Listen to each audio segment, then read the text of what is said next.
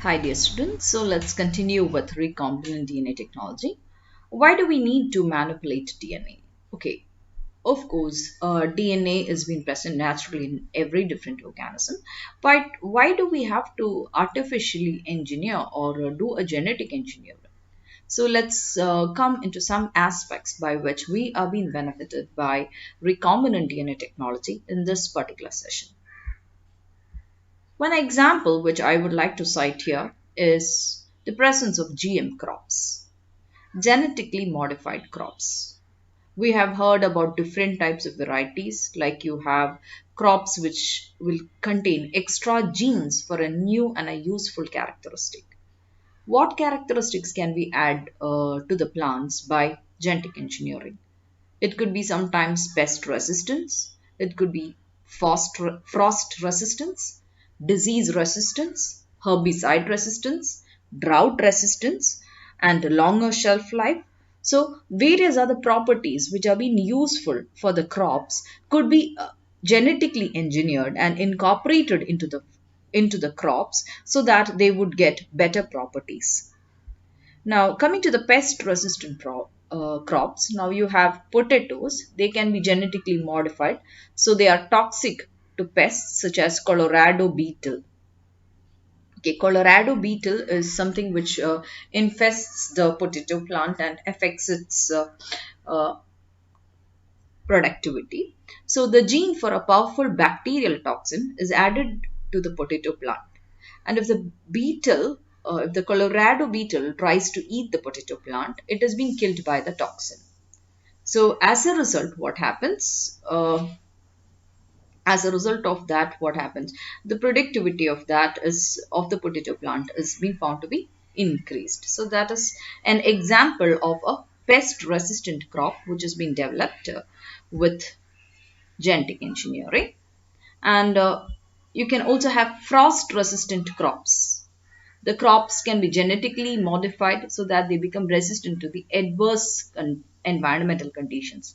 Now, in certain countries where the frosting happens, what happens? Lettuces, etc. They would get, as a result of the frosting, those plants would get damaged. And as a result, the productivity of the crops will be lost. So by incorporating into them the frost resistant gene, what happened? We can be able to produce frost resistant crops. Here, the lettuces, they could be genetically modified to be resistant to be frost. So if this is a GM lettuce, this is a non-GM lettuce. Now there are certain other varieties like the golden rice. Rice can be genetically modified to make beta carotene, a substance which is converted into vitamin A in the body.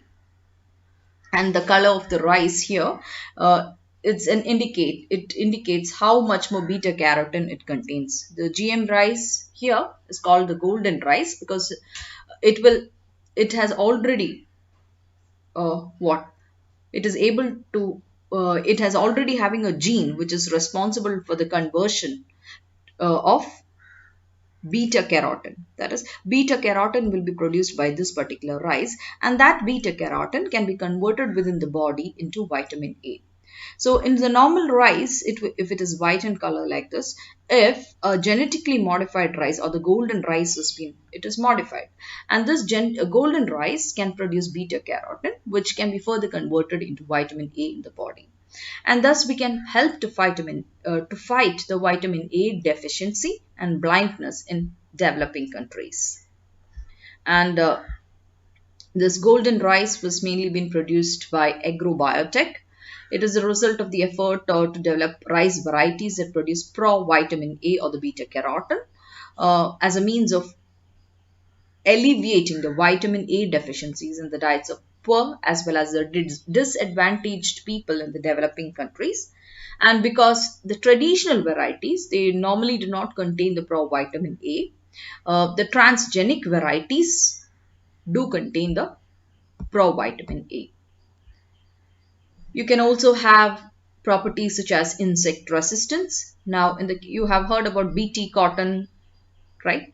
What is Bt? Bt is Bacillus thuringiens. It is insecticidal bacteria which is marketed worldwide for the control of many important plant pests, mainly the caterpillars of Lepidoptera, and but also for the mosquito larva, similar black flies, etc. So, what is the specialty of this Bt? Bacillus thuringiens, it will produce a particular toxin. Okay, and Bt can be used as a fungicide, herbicide, as well as an insecticide. So, in various crops, there are lots of pests, which as well as insects, which will cause damage. Okay, so by incorporating the Bt gene into those crops, what happens? Uh, those crops will start producing these endotoxins, and those endotoxins would be insecticidal as well as fungicidal or herbicidal in effect, and thereby increasing the productivity of that particular plant. Okay, these are all types of artificially genetic engineering which we came across. There's also another case in which a natural genetic engineering process can be determined. Now here, this is in the case of Agrobacterium tumefaciens. It causes a disease called the crown gall disease. And what it does is, it first transfers a part of its DNA into the part of a plant. And the DNA then integrates itself into the plant's genome and causes the formation of a tumor on the particular plant. Now, this is the crown gall disease which has been induced in the plants. And this is a case of natural genetic engineering which we come across. And you can see here, this is Agrobacterium tumefaciens. It will transfer its plasmid called the Ti plasmid, and it penetrates into the root, and it produces lots of opines. We'll be dealing with that in detail in the coming sessions. So in Agrobacterium tumefaciens, it's a case of nature's genetic engineering, or it's an example of nature's genetic engineering. So using genetic engineering right now, we are providing lots of pharmaceuticals like insulin for diabetes, factor 8 for males suffering from hemophilia A, factor 9 for hemophilia B, human growth hormone, erythropoietin, 3 types of interferons, lots of interleukins, then GM-CSF, tissue plasminogen activator, like that. Different types of pharmaceutical products are being produced as a result of the genetic engineering. And of course, you do remember about the vaccine which I had mentioned earlier in the case of hepatitis. Okay, hepatitis HBsAg antigen has been used to vaccinate against hepatitis B virus also. So the scope of genetic engineering has been found to be very high, because various important products are being produced. Of course, you have heard about the flavor saver tomato, which the tomatoes are being found to be what? They are protected from wear and tear when transport of tomatoes is being carried out. That is all possible with the help of genetic engineering. But of course, there do exist some concern regarding how genetic or how safe is these genetically modified crops are to humans. But of course, considering the benefits which genetic engineering is giving to humans, we cannot ignore the scope of genetic engineering also.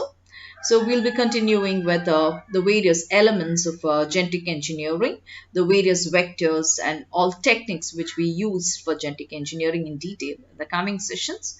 Thank you for now.